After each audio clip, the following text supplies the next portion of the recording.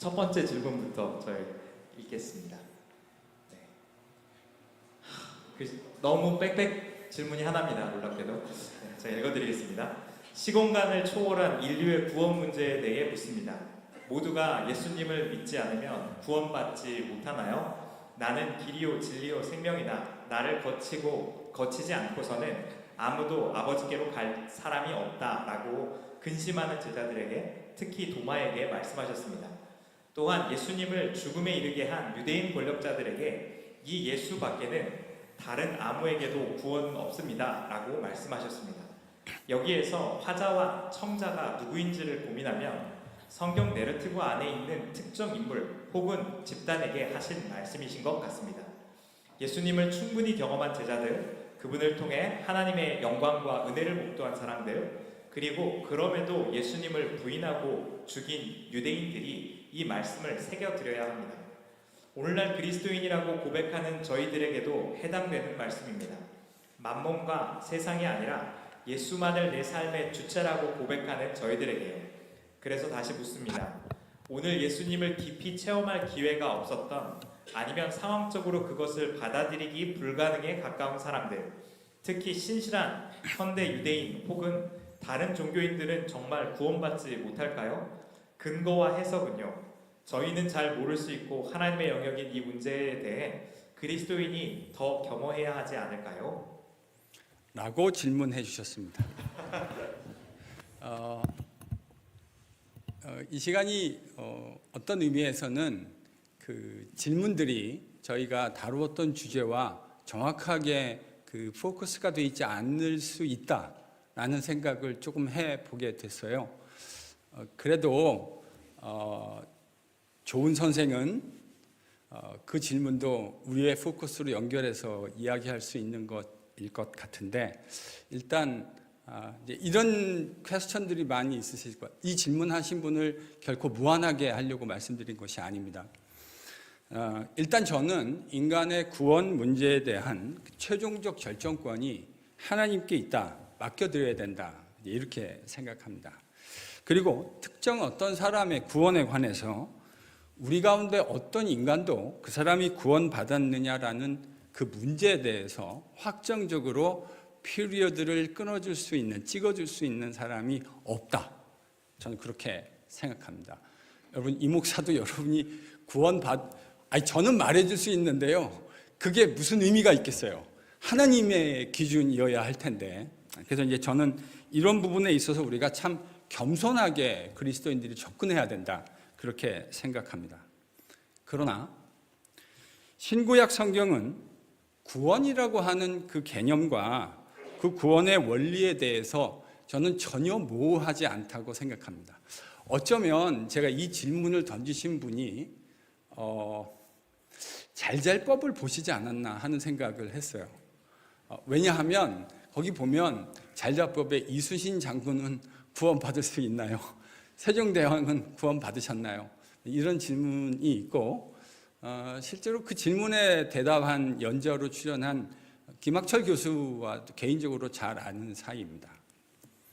저는 그러나 김학철 교수랑 대답이 좀 다릅니다. 저는 김학철 교수가 그 대답에 있어서 일정 부분 의도적으로 모호해지게 대답했다 하는 생각을 개인적으로 합니다. 다시 말씀드리지만 신구약 성경은 기독교의 구원에 대해서 절대로 모호하지 않아요. 그러니까 어떤 사람이 구원을 얻느냐라는 것에 대해서는 우리가 매우 겸손하게 접근해야 하겠지만, 구원 얻는 원리와 그 방법이 무엇이냐라고 하는 것에 대해서 성경은 애매하지 않다고 생각해요. 사실 우리가 다루었던 주제가 그거죠. 기독교의 구원이라는 것, 창조하신 하나님이 삼위 하나님과 인간이 나누는 교제, 그게 창조를 통해서 표현된 거 아닙니까? 그런데 타락이라는 것은 그 교제를 상실하게 되었다라는 이야기를 하는 거예요. 근데 하나님은 아브라함을 부르셨고 그의 후손을 부르셔서 그들과 다시 함께 교제하겠다는 계획을 보여주셨고, 구약은 어떤 의미에서 그 하나님의 교제 계획이 어떻게 지속적으로 이스라엘 편의 연약함과 죄악을 통해서 실패하게 되었느냐 하는 것을 보여주는 이야기라고 말해도 과언이 아닐 것 같습니다. 바로 이것이 우리가 언약 이야기의 관점에서 살폈던 내용이었습니다. 그리고 신약이 보여주고 있는 예수님 안에서 놀랍게 완성되어진 이스라엘의 언약이라고 하는 것, 그것은 하나님이 이 구원을 유일하고 실패하지 않는 이스라엘, 아브라함의 유일한 후손이신 예수님을 통해서, 그리고 그 유일하신 그리스도와 믿음으로 하나가 되는 이 놀라운 신비에 대해서 이야기하고 있다고 생각해요.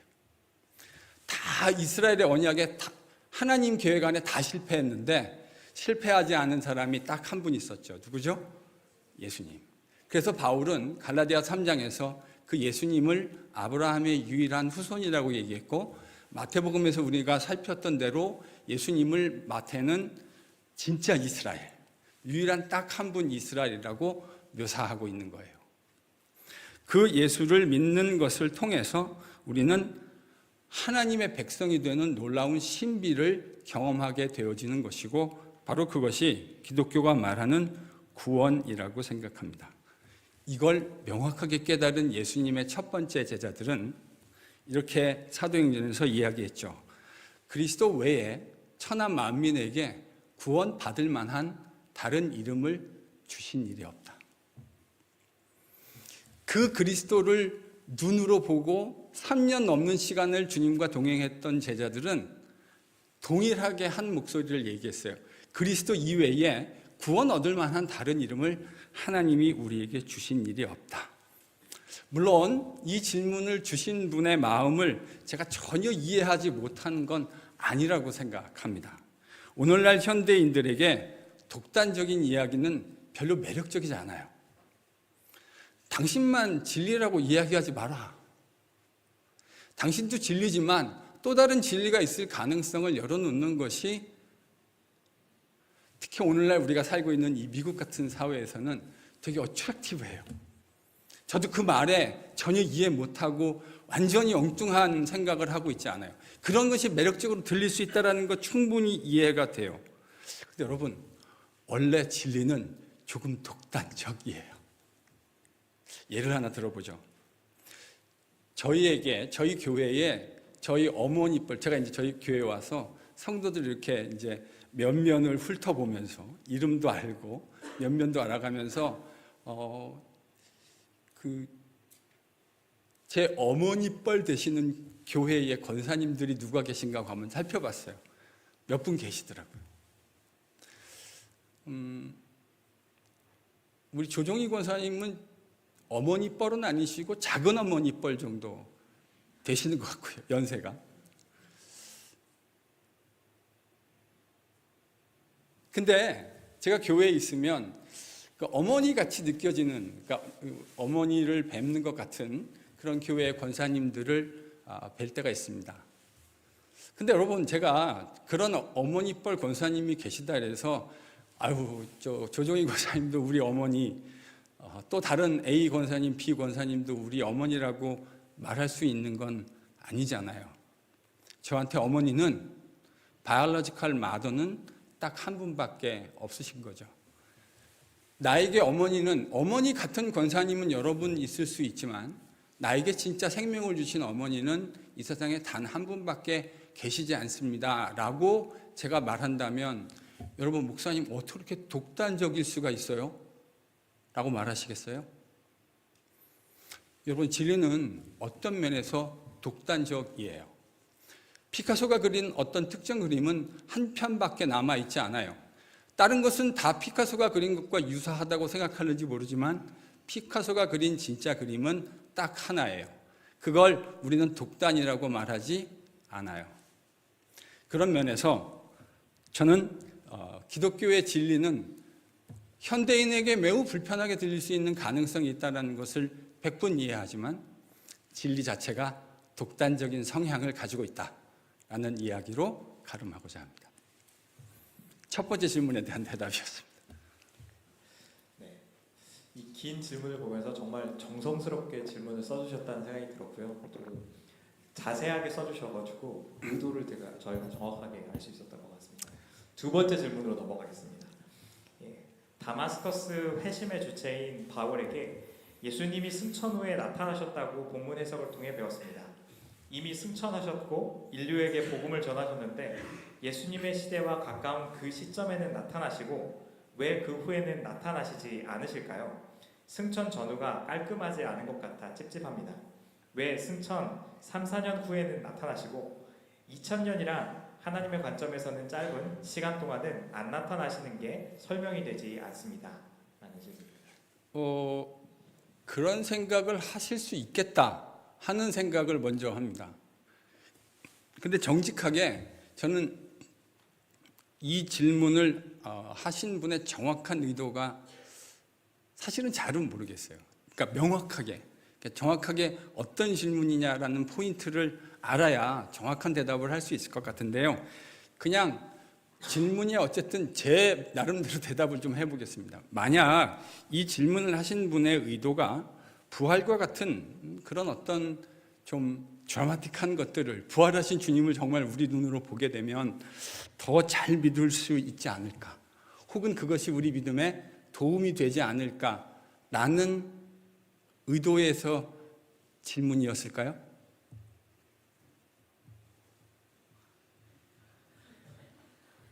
이 100여 명 되는 분들에게서 누가 했는지 잘 모르겠습니다. 만약에 그런 질문이셨다고 한다면 저는 이렇게 답변 드리고 싶어요. 알겠어요. 무슨 마음인지. 여러분, 부활한 주님이 딱 우리 앞에 한번 나타나시면 멋질 것 같아요. 그렇죠? 되게 쿨할 것 같아요. 우리 요즘 애들이 말하는 것처럼 진짜 쿨할 것 같아요. 그리고 그것이 주님을 믿는데 도움도 될 수 있겠다 하는 생각들이 일면 타당한 부분이 있다 하는 생각을 또 다시 해보게 됩니다. 근데 이 관점에서 한번 생각해 보실까요? 예수님이 누가복음에 보면 거지 나사로와 부자의 비유를 하신 일이 있어요. 근데 그 비유 이제 아시는 분들 많이 계시죠? 거지 나사로 부자가 있었는데 부자는 이 땅에서 호의호식을 하다가 죽었고요. 나사로도 죽었습니다. 그리고 나서 부자는 소위 음부, 그러니까 지옥이라고 하는 곳에 떨어졌고요. 나사로는 아브라함의 품에 안겼다. 재밌죠? 천국에 갔다 이렇게 얘기하면 좋을 것 같은데 누가 어떻게 표현했냐면요, 아브라함의 품에 안겼다 이렇게 표현했어요. 이게요, 그 유대인들의 구원을 표현하는 방식이에요. 아브라함의 패밀리가 되었다. 나중에 갈라디아서나 로마서를 여러분과 묵상할 기회가 주어질 때 이 내용을 좀 더 자세하게 제가 풀어서 설명하도록 하겠습니다. 자, 우선 아브라함의 품에 안겼다 이렇게 돼 있거든요. 그 말은 천국에 갔다. 오늘날 우리의 이퀴벌런트로 얘기하면 천국에 갔다 이런 말입니다. 그런데 이 부자가 지옥에서 그 불이 너무 뜨겁고 힘들어서 뭐라고 얘기하냐면 다시 나사로를 살려가지고 내 아버지 집에 좀 보내주십시오. 그러니까 자기를 좀 목을 이렇게 물을 마셔서 목 타네요. 질문 받으니까 이렇게 시원하게 해주십시오 했는데 하나님이 그것을 리젝트 하십니다. 그랬더니 이 사람이 부자가 뭐라고 요구하냐면 나사로를 다시 살려서 내 형제, 아버지 집에 있는 형제들에게 보내주십시오. 나는 형제가 5명 있는데 그들이 돌이키고 회개해서 이곳에 오지 않도록 그렇게 해주세요 라고 간청합니다. 물론 부자의 의도는 이런 거 아니겠어요? 죽었던 사람이 살아나서 돌아가서 지옥과 천국에 대한 이야기를 해준다면 마음을 돌이키고 믿고 회개할 것이다. 이런 전제를 가지고 그 얘기를 한 것이겠죠? 어쩌면 이 이야기가 오늘 질문하고 맞닿아 있을 수도 있겠다 하는 생각이 들었습니다. 그때 여러분 주님이 뭐라고 말씀하셨는지 기억나세요? 제가 그 주님의 말씀을 다시 리피트 해드릴게요. 그걸 주님이 그것도 리젝트 하시면서 선지자에게 듣지 아니하면 비록 죽은 자 가운데서 살아나는 자가 있다 하더라도 권함을 받지 않을 것이다. 듣지 않을 것이다. 여러분, 하나님의 아들이 육신을 입고 유대인 가운데 사셨는데 상당수의, 거의 대다수의 유대인들은 그 예수님을 받아들이지 않았습니다. 우리는 흔히 뭔가 슈퍼내추럴하고 우리 눈에 볼 때 뭔가 멋있는 그런 것들을 경험하면 하나님을 믿게 될 거라고 착각합니다. 근데 여러분, 믿음은 그렇게 해서 생기는 것이 아닌 것 같아요. 믿음은 하나님의 선물이고 보았기 때문에 믿어지는 것이 아니죠. 여러분, 봤는데 못 믿으면 안타까운 일 아닙니까? 본 것을 우리는 믿음이라고 말하지 않습니다. 그래서 주님은 도마에게 내가 본 거로 믿느냐? 보지 않고 믿으면 더 복되다. 그렇게 말씀하신 것 같아요. 부활도 마찬가지일 거라고 생각합니다. 부활한 주님을 눈으로 보았다고 해서 저는 믿음이 생겼을 거라고 생각하지 않습니다. 그럴 수도 있고 아닐 수도 있다, 이런 말인 거죠. 기독교 신앙은 그러나 그 주님의 부활을 40일 동안 눈으로 목격하고 함께 살았던 부활의 증인들의 증언에 근거해 있습니다. 그 중에 대부분은 자신이 전한 부활의 복음을 증언하기 위해서 자신의 생명을 목숨으로 내놓았어요. 여러분, 어떤 사람이 어떤 거에 돈을 걸면 그건 시리어스하다는 뜻입니다. 맞죠? 그래요, 안 그래요? 돈을 걸면 시리어스한 거예요. 근데요, 목숨을 걸었으면 much more serious. much more serious. 그 부활의 증언에 예수님의 첫 번째 제자들은 모두가 다 목숨을 걸었습니다. 뭐를 의미하죠? 시리어스하다는 겁니다. 그리고 기독교는 그들이 전한 부활의 복음의 진리 위에 근거해 있습니다. 첫 번째 위트니스가 전해준 이야기를 듣고 두 번째 위트니스도 그 말을 믿었고요. 그 말을 믿었다는 건 지식적인 동의만을 했다는 것이 아니고 그것을 삶으로 살아낸 사람들의 삶을 옆에서 보았고 그것이 그들에게 설득되었다는 말일 겁니다. 첫 번째 부활의 증인 제자들의 증언과 증언하는 삶의 두 번째 제자들 그룹은 설득되어졌어요. 세 번째 그룹들도 두 번째 그룹에, 그들은 두 번째 그룹의 사람들은 눈으로 주님을 부활한 일을 본 일이 없어요.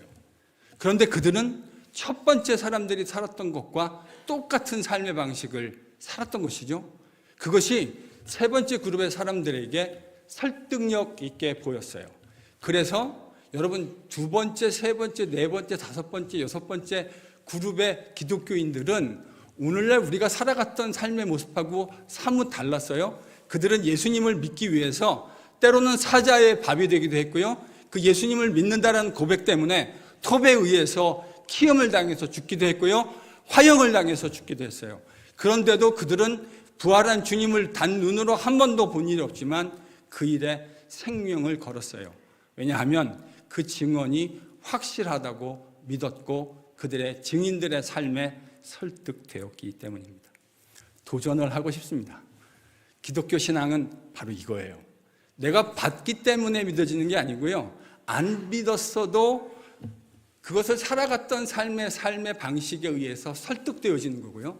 저도 그런 삶을 살아갔던 신앙의 삶에 의해서 선배들의 삶에 의해서 설득되어졌어요. 그것만은 아니지만 기독교 말씀이 진리라는 것을 설명할 수 없지만 내 삶 가운데 역사하셨던 하나님의 삶에 관여하신 삶을 통해서 부인할 수 없게 되었어요. 증명할 수 없어요. 그러나 하나님이 살아계시다라는 사실을 제가 부인하면 저는 거짓말쟁이가 되는 거예요. 저는 여러분에게 그것을 증명해서 보여드릴 수 없어요. 그런데 그게 진짜라는 사실을 알아요. 그리고 믿어요. 이게 지난 2000년 기독교 역사에서 반복적으로 행해져 왔던 일이에요. 그래서요, 우리는 바울이 그렇게 폈죠. 그리스도의 편지입니다. 그리스도의 대사입니다. 우리가 살아가는 삶의 방식이요, 예수 그리스도를 증언하는 모습으로 살아야 하고 내가 믿는 것이 어센틱하다고 하는 사실을 증명하는 방식으로 살아가야 합니다. 그것이 부활하신 주님을 눈으로 보는 것보다 much more important. 그리고 한 가지 약속은 부활하신 주님을 어느 날 반드시 보게 될 겁니다. 세 번째 질문은 제가 목사님께 던졌던 질문과 함께 한번 이야기하면 좋을 것 같아요.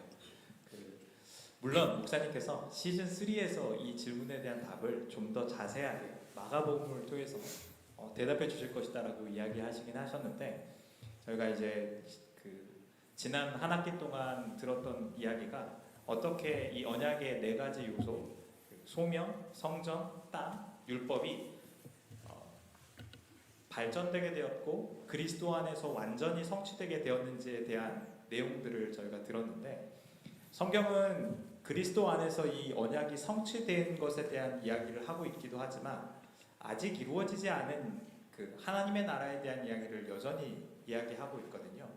그래서 이 언약이 그리스도 안에서 이루어지지 않은 것들이 어떻게 이루어질 것에 대해서 소망을 말하고 있는지에 대해서 목사님께 이제 여쭤봤는데, 제가 3번 질문을 다시 함께 읽어드리겠습니다.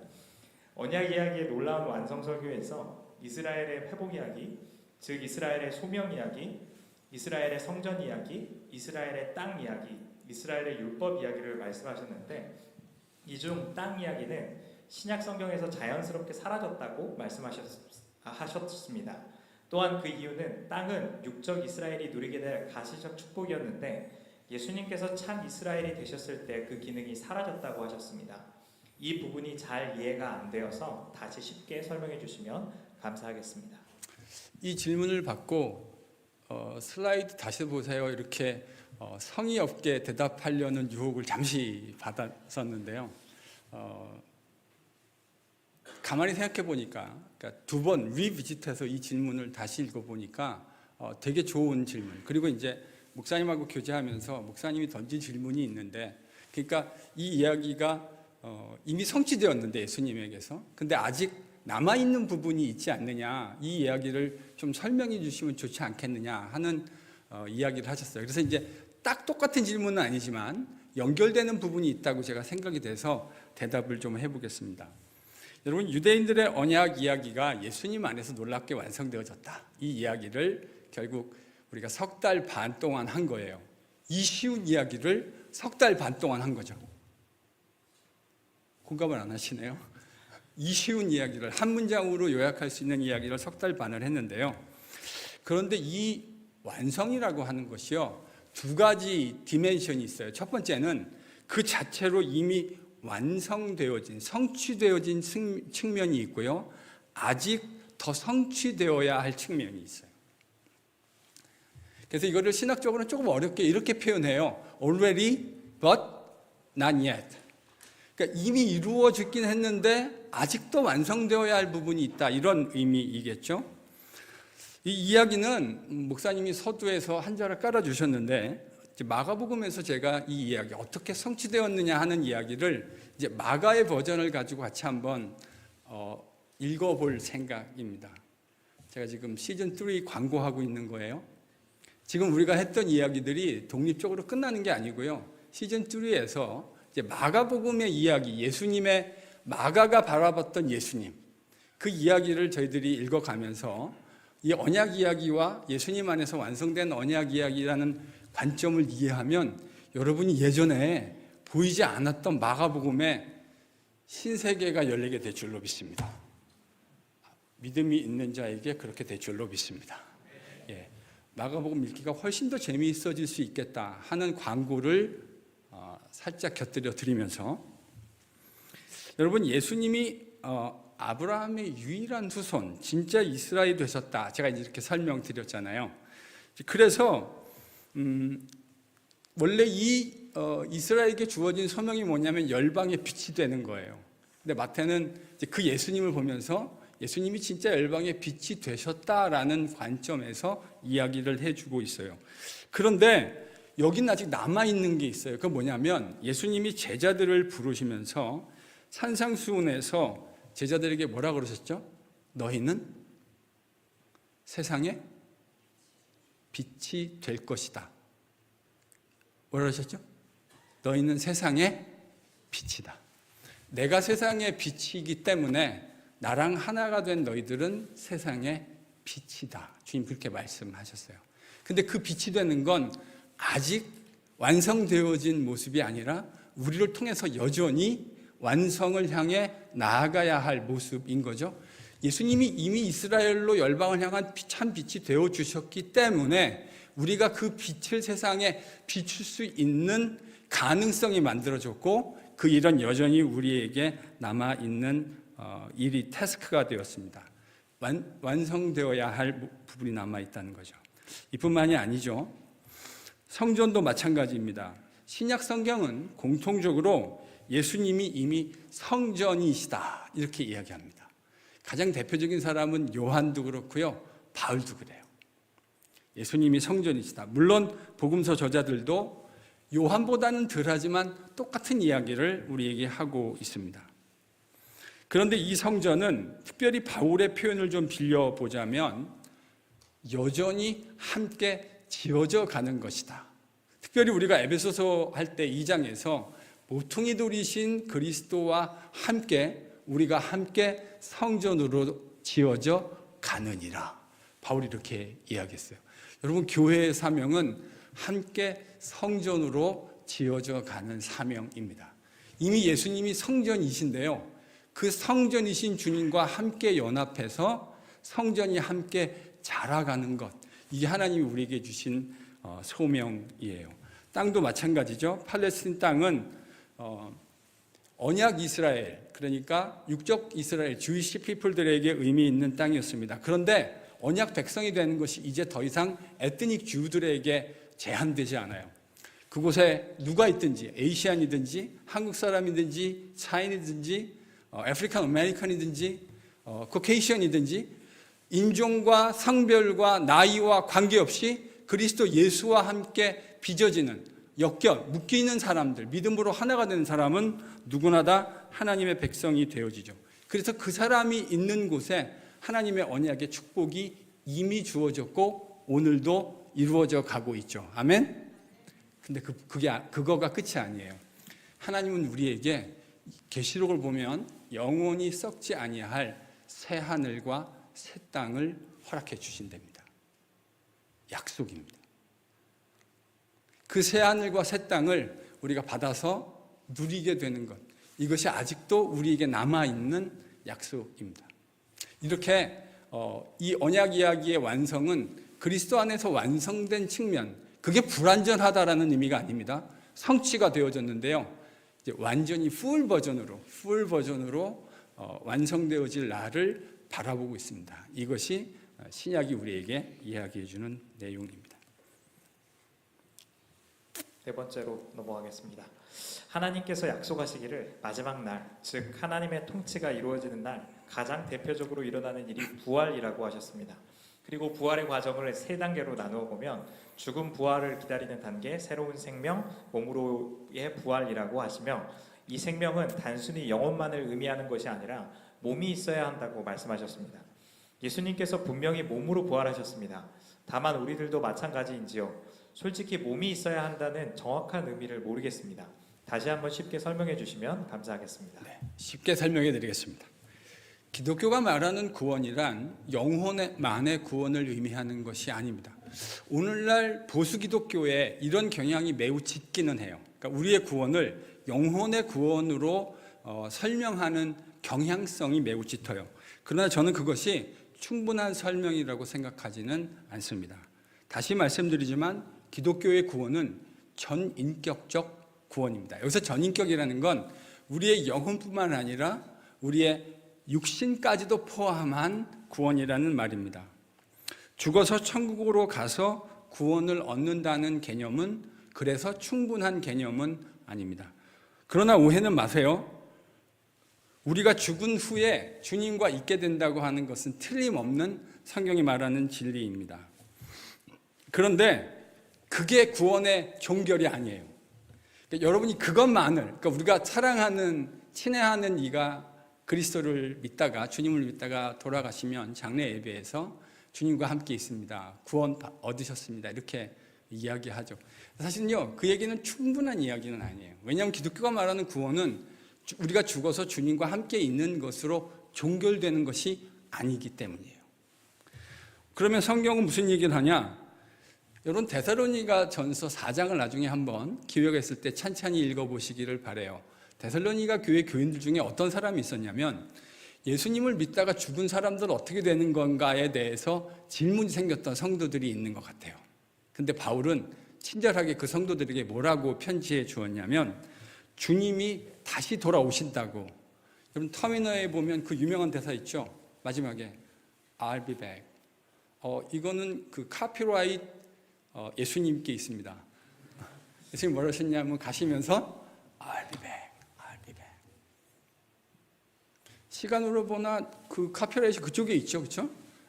I'll be back 하고 가셨는데 그 주님이 다시 돌아오시는 그날에 바울은 뭐라 그랬냐면 너희 가운데 먼저 잠자는 자, 그러니까 예수님을 믿다가 죽은 사람이 있었다는 말이죠. 그 사람들이 홀연히 썩지 아니할 것으로 변화되어질 것이다. 그리고 주님과 함께 이 땅에, 그러니까 주님이 오시는 시점에 이 땅에 살아남은 사람들이 있었을 텐데 그들을 맞이하기 위해서 그들과 함께 돌아오실 것이다. 그때 이 땅에 살아남은 사람들도 천사장의 나팔 소리에, 주님이 오신다는 그 트럼펫 나팔 소리에 홀연히 썩지. 여러분 우리 몸은 썩어요. 20대의 우리 청년들은 거울 보는 게 즐거우시죠? 별로 안 즐거우세요? 저는 한때 20대에 거울 보는 게 즐거웠어요. 더 이상 즐겁지 않아요. 진짜 더 이상 즐겁지 않아요. 어느 시점인지 잘 모르겠는데요. 거울 보는 내 모습, 거울에 비친 내 모습이 이제 더 이상 즐겁지는 않아요. 그렇다고 막 우울하고 미치겠고 죽겠고 그런 건 아니에요. 그런데 옛날같이 즐겁지 않아요.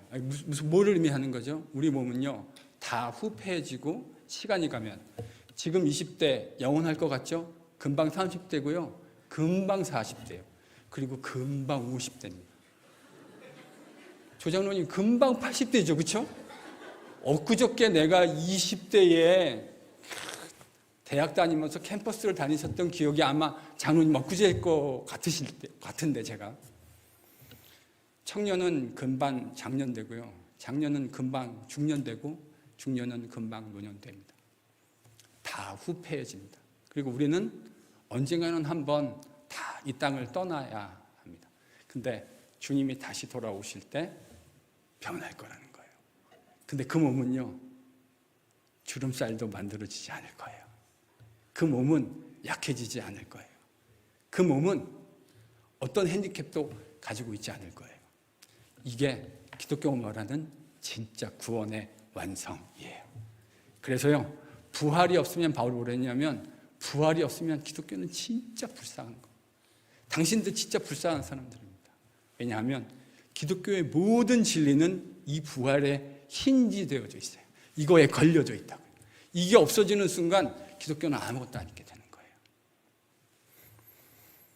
이것을 기독교는 새로운 창조라는 개념으로 설명합니다. 그날, 바로 그날 우리는 이제 영원히 썩지 않고 죽지 아니할 몸을 입게 되어질 것이고 그리스도와 함께 영원히 새 하늘과 새 땅을 유업으로 받아 영원히 통치하는 왕 같은 모습으로 살게 되어질 겁니다. 이게 기독교가 얘기하는 구원의 완성된 모습입니다. 5번째 질문 드리겠습니다.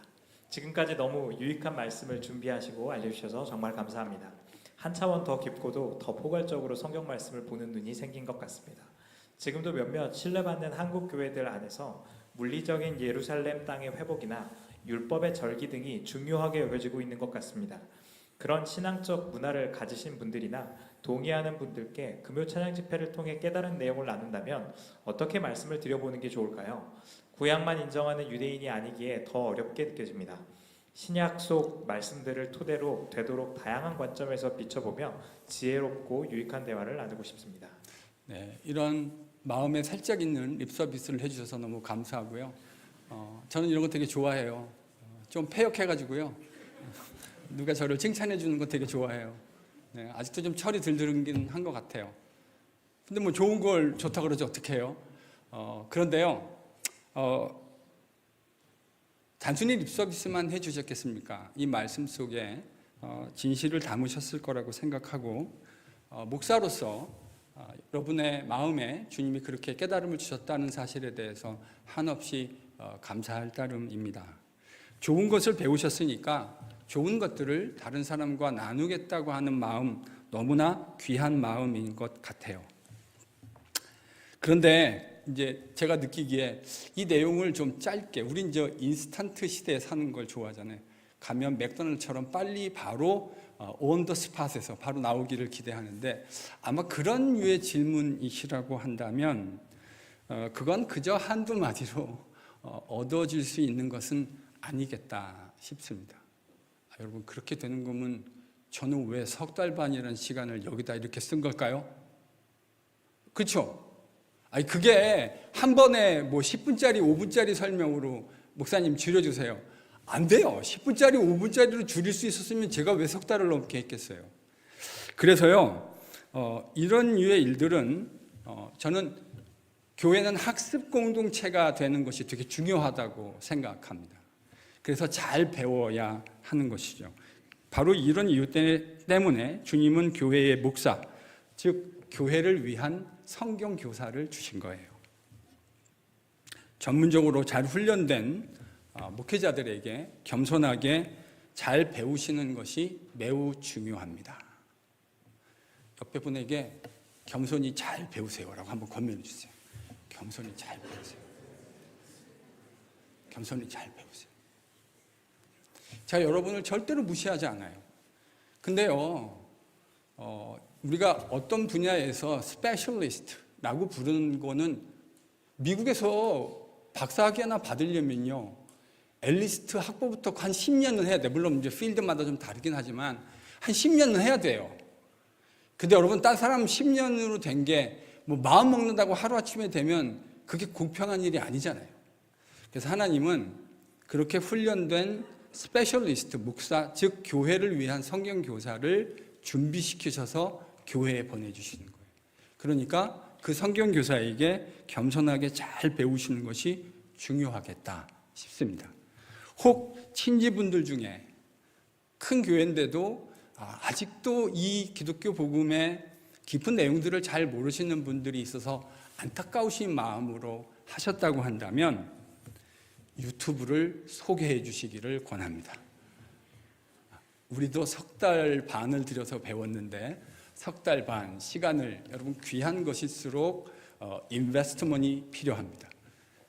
돈만 인베스트 하는 게 아니고요, 영적인 것도 인베스트 하십시오. 그리고 쉽게 얻으려고 하지 말고요, 성경에도 그렇게 말씀하셨어요. 여호와를 힘써 알라. 그냥요, 너무 인스턴트식으로 5분짜리로 설명해 주세요. 안 된다니까요. 5분짜리로 안 돼요.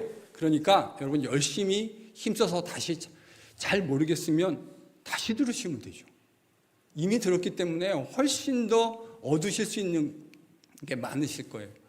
여러분, 제자훈련반에 있는 어떤 자매는 제자훈련 숙제를 하기 위해서 설교를 7번 들었대요.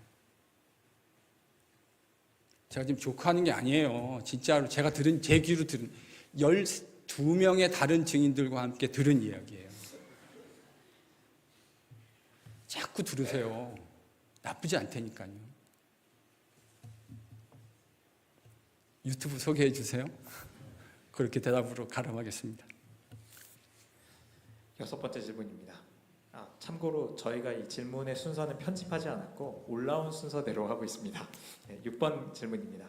바벨론 포로에서 돌아온 유대인들이 큰 깨달음을 얻고 이후로는 율법을 떠나지 않고 잘 지키겠다는 결심에서 시작되었던 그들의 신앙생활이 오랜 시간이 지나면서 하나님께서 원래 뜻하셨던 그들에 대한 소명과 메시아에 대한 약속들을 그들이 제대로 이해하지 못하고 말씀에서 떠나 오히려 구세주로 오신 예수님을 적극적으로 부인하는 상태에 이르게 된 것을 배웠고, 이것은 매우 안타까운 모습이었습니다.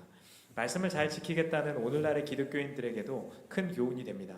이러한 가능성이 여전히 존재하고 있을 텐데 하나님의 뜻에서 벗어나지 않고 올바르게 그 말씀을 분별하는 성도가 되기 위해 잊지 않아야 할 신앙의 자세에 대해 말씀해 주시기 바랍니다. 네, 이 질문 누가 하셨는지 모르지만 질문해 주셔서 참 감사해요.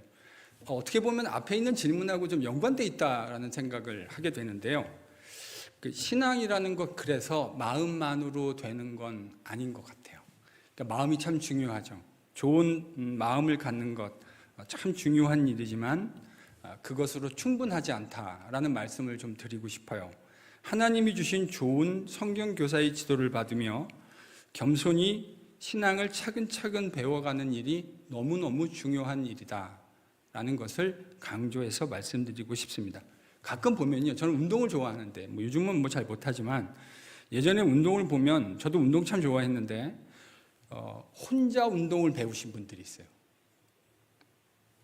골프, 테니스 이런 거 이제 혼자 배우신 분들이 있어요. 근데요, 여러분 혼자 배우신 분들은 한계가 있는 거 아세요? 혼자 배운 사람은요, 나름대로 오래되면 구력도 붙고 잘 하긴 하세요. 근데요, 그게 한계가 있어요.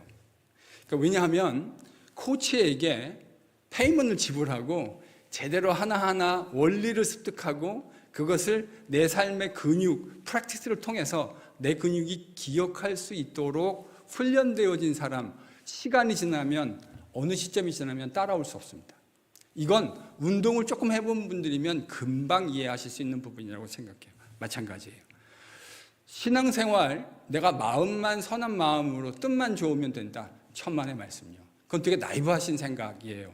그것도 좋지만 반드시 좋은 성경교사가 제공하는 좋은 학습의 기회들을 잘 활용하실 수 있기를 간곡히 권면드립니다. 주일 설교도 잘 들어보시고요.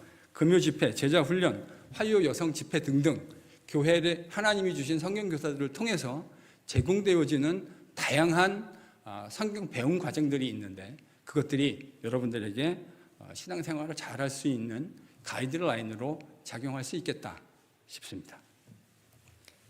7번 질문입니다. 부활이 유대 종말론적인 관점에서 메시아라는 존재에 대한 중요한 요인인데 구약, 특히 이사야서에서 말하는 죽은 자들이 살아난다는 것은 정통 유대인들에게 어떻게 받아들여졌을까요? 오늘 이 영상을 여러분이 질문이 어떤 건지 바로 캐치가 안 되셨기 때문에 잘 이해가 안 되는 분들도 조금 있을 수 있겠다 싶습니다. 제가 그런 약간의 마음에 저어하는 마음이 생기는데 나중에 다시 한번 영상을 그래서 유튜브의 장점이 뭐냐면 내가 원하는 타이밍에 퍼즈가 가능해집니다. 그래서 퍼즈해 놓고 질문을 잘 이해를 한번 해보세요. 그리고 이제 제가 한 대답을 다시 한번 들어보시면 지금 이 현장에서 듣는 것보다 더 많은 것들을 이해하실 수 있겠다 싶습니다. 일단 이 질문, 7번째 질문은 요지가 제가 잘 모르겠어요. 그러니까 여러분이 뭐 이상한 분이 아니고요. 제가 좀 미련해서 잘 모르겠어요. 그래서 이제 제가 나름대로 또 대답해 보면요. 여러분 부활이라고 하는 관점에서 두 부류의 유대인이 있었을 거라고 생각합니다. 첫 번째로 사두개인인데 이 사람들은 부활을 인정하지 않았어요. 근데 바리새인들은 있었는데 이들은 부활을 인정했습니다. 참고로 우리 시즌 2에서 제가 돌발 퀴즈를 2번 내서 그것을 맞췄던 홍복 형제와 구주은 자매랑 점심을 먹기로 약속을 여러분 앞에서 했습니다. 그 약속이 신실하게 수행되었다라는 점을 여러분들에게 알려드립니다. 언약 공동체는 프라미스 키핑을 하는 것이 참 중요한 겁니다. 약속을 함부로 남발하지 않고 약속했으면 철저하게 지키려고 하고 그래서 그 약속이 지켜졌습니다. 그래서 돌발 퀴즈. 한 번 더 이강택 목사와 박태준 목사와 함께 식사할 수 있는 기회를. 왜 사두개인들은 부활을 인정하지 않고 바리새인들은 부활을 인정했을까요?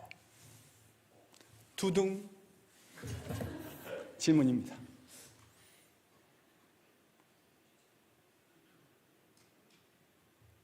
바리새인들은 부활을 인정하지 않았거든요. 근데 사두개인들은 바리새인들은 인정했어요. 왜 그랬을까? 여기도 설명이 있습니다.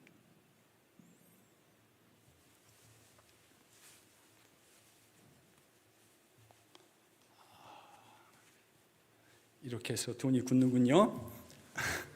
여러분, 이건 사두개인과 바리새인들이 성경의 범위를 정하는 것과 연관되어져 있어요. 잘 공부하셨던 분은 아마 기억나실 거예요. 부활에 대한 이야기는 시편과 이사야서와 다니엘에 집중되어져 있어요. 부활에 대한 이야기가. 그런데요, 사두개인들은 모세 오경만을 성경으로 생각했어요. 그러니까 명시적으로 오경에는 부활에 대한 내용이 등장하지 않아요. 그래서 그들은 부활을 인정하지 않아요. 근데 바리새인들은 시편과 다니엘과 이사야가 다 성경 목록에 있어요. 그러니까 그걸 읽었겠죠? 그리고 그 성경이 이야기하고 있는 부활을 인정했던 것이죠. 그런데 이제 이사야서 질문이었잖아요. 이사야서가 바리새인들에게는 성경 목록에 들어 있었고요. 죽은 자들이 살아난다. 이건 너무 스트레이트포워드하게 바리새인들에게 죽은 자의 육체적 부활로 이해되었습니다. 그래서 바울은 사두개파가 아니고 바리새파였습니다. 그가 바리새파였던 것도 저는 하나님의 섭리 가운데 하나였을 것이라고 생각합니다. 마지막 질문입니다. 예수님이 바리새인과 종교 지도자들에게 얘기하셨던 비유 중 포도원의 주인의 두 아들에서 둘째 아들이 아버지의 뜻대로 한 것이라는 대답에 이어 진실로 너에게 이르노니 세리와 창녀들이 너희보다 먼저 천국에 들어가리라 말한 부분 있잖아요.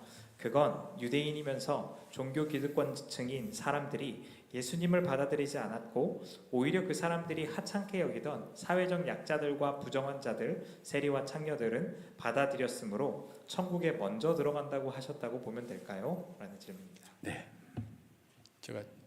제 대답은 예, 맞습니다.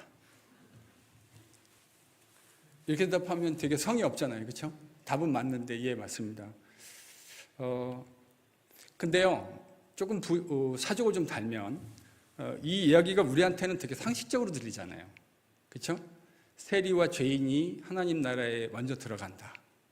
그리고 이 이야기를 듣고 있었던 종교 지도자 그룹이 그들보다 못하다라는 취지의 주님의 말씀일 텐데 우리 21세기 21st century 미국 세팅에서 이 이야기는 하나도 레디컬하게 들리지 않아요. 그런데 1세기 유대인들 관점에서 이 이야기는 정말 레디컬한 이야기였어요. 영어에 그런 표현 있잖아요. He or she is the last person, blah blah blah. 그러니까 이 항목에 관한 한 내가 생각할 수 있는 마지막 사람, 뭐 이런 말이잖아요. 전혀 그럴 것 같지 않는 사람. 그러니까요, 세리와 죄인은 그 당시 1세기 구약의 언약 이야기를 가지고 생각해 볼 때 절대 하나님 백성이 될 수 없는 1등 되는 사람들이에요. 그리고 그 반대편에 있는 사람은요, 율법사, 종교 지도자들. 당연히 그 사람들이 하나님 나라의 1등으로 들어갈 사람들, 그리고 하나님 나라에 들어간다라는 이 관점에 관한 한 세리와 죄인은 the last person 이었다고요. 그런데요, 예수님이 새로운 이스라엘이 됐을 때 매우 분명해지는 것이 한 가지 있습니다. 그건 뭐냐면 단 한 명의 예외도 없이 인간들 모두는 하나님의 백성이 되는 이 관점에 있어서 다 부적격자라는 거예요. 옛날 언약 이야기에서 유대인들은 어떻게 착각했냐면, 제가 율법사예요. 그럼 나는 이렇게 생각했을 거예요. 나는 하나님 나라가 이 땅에 임하면 거기에 가장 먼저 들어갈 사람. 이렇게 생각하고 살았을 텐데, 예수님이 이 언약 이야기의 놀라운 클라이맥스가 됐을 때, 놀라운 엔딩이 되어졌을 때에 한 가지가 매우 분명해져요. 그건 뭐냐면 우리가 갖고 있는 인간들의 기준. 여러분, 키가 얼마나 되세요? 여러분의 키가 얼마나 되세요? 하고 성 목사님을 봤더니 성 목사님 왜 갑자기 마음이 슬퍼지시는 것 같이 보이죠? 저는 키가 1m 81이에요. 5'11", 미국으로 치면 5'11이거든요. 제법 크죠? 그렇죠? 근데요, 기쁜 소식입니다. 우리 모두 다 2m가 되지 않아요. 우리 모두 다 2m가 되지 않아요. 여기에 있는 어떤 분도 2m가 되는 분이 없어요. 이게 뭐를 의미하는 거냐면요. 주님 보시기에 우리가 의롭다라고 생각하는, 그래서 이사야가 뭐라고 얘기했죠? 너희의 의는 다 더러운 옷과 같다. 우리 보기에는 그래도 내가 조금 더 낫지 않을까? 이런 걸 보고 전문 용어로 도찐, 개찐이라고 얘기합니다. 주님 보시기에 하나도 다르지 않아요. 새로운 언약 이야기의 관점에서 어차피 예수님을 제외한 모든 사람들은 다 디스퀄리파이예요.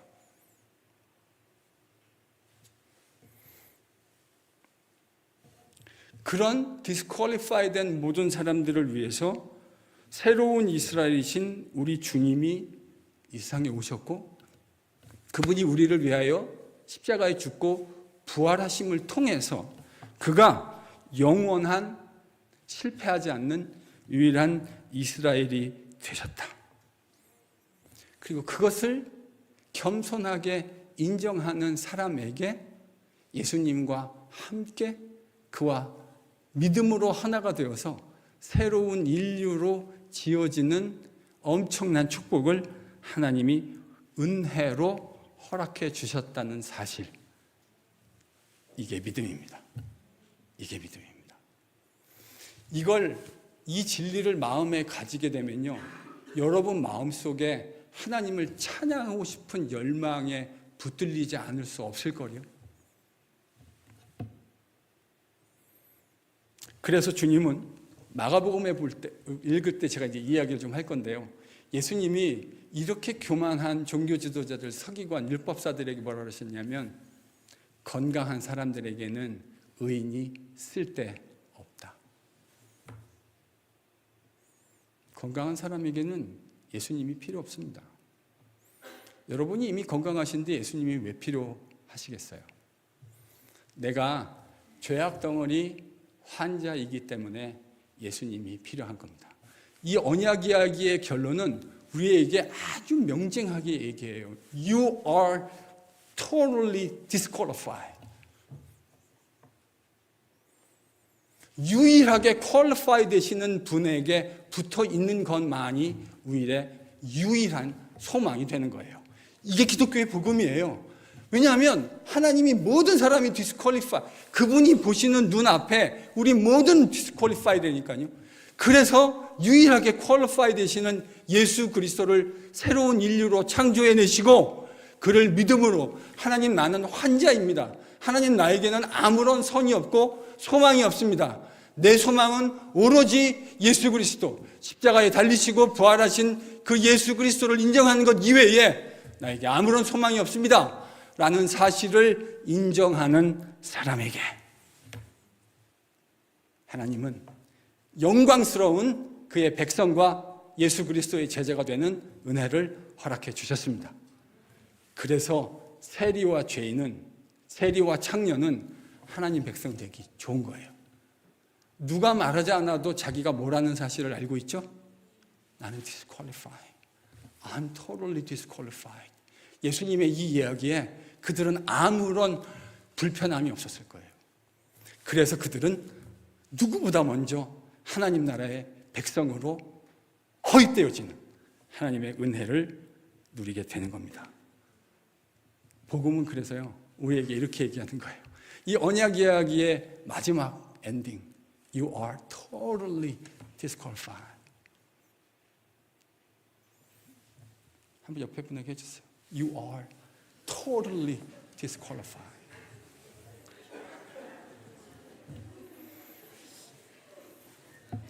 왜 안 하세요? 영어라서 안 하세요? 당신은 형편없는 죄인입니다. 여러분, 그게 복음의 지원 아닙니까? 저와 여러분은요, 그럴듯한 근사한 죄인이 아니에요. 우리는 형편없는 죄인이에요. 그래서 우리의 의사이신 예수님이 필요한 거예요. 주님께 달려가면요, 주님이 우리를 안아주세요. 네가 죄인이라고? 괜찮아. 내가 바로 바로 그것을 위해서 십자가를 진 거야. 여러분, 이 사실을 빨리 인정하는 것이 지혜입니다. 이 사실을 빨리 인정하는 것이 축복입니다. 세리와 창녀는 그걸 인정하기 너무 좋은 사람들이었어요. 그래서 그들은 누구보다 먼저 하나님 나라의 백성이 되는 은혜를 입게 되는 거예요. 우리가 그런 마음이었으면 좋겠습니다. 하나님이 우리에게 인생에, 우리 창세기 얘기하면서 요즘 습격이라는 단어를 꽤 많이 사용하고 있죠. 여러분, 습격을 경험하면서 하나님 우리에게 깨닫게 하시는 건 저는 같은 spiritual principle이라고 생각합니다. You are totally hopeless. You are totally disqualified. 그 사실을 습격을 통해 우리에게 깨닫게 하시는 것이죠. 우리가 각본으로 짜여진 질문은 여기까지입니다. 끝낼까요?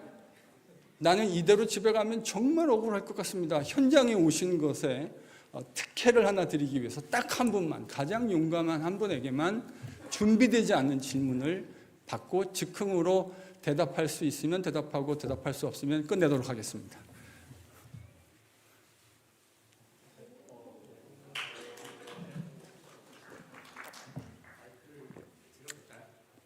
네, 나와서 질문.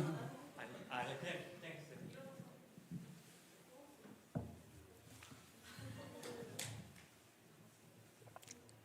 네, 그냥 하세요. 네.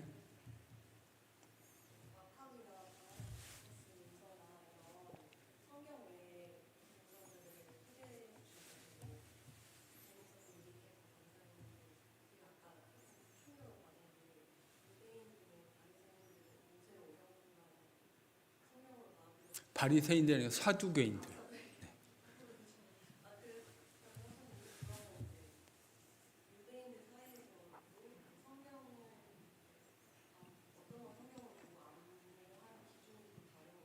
네.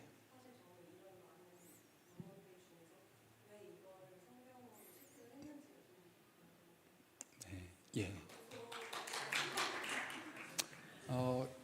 되게 사실은 이건 목사님 혹시 질문을 한 번만 말씀해 주시면 질문요.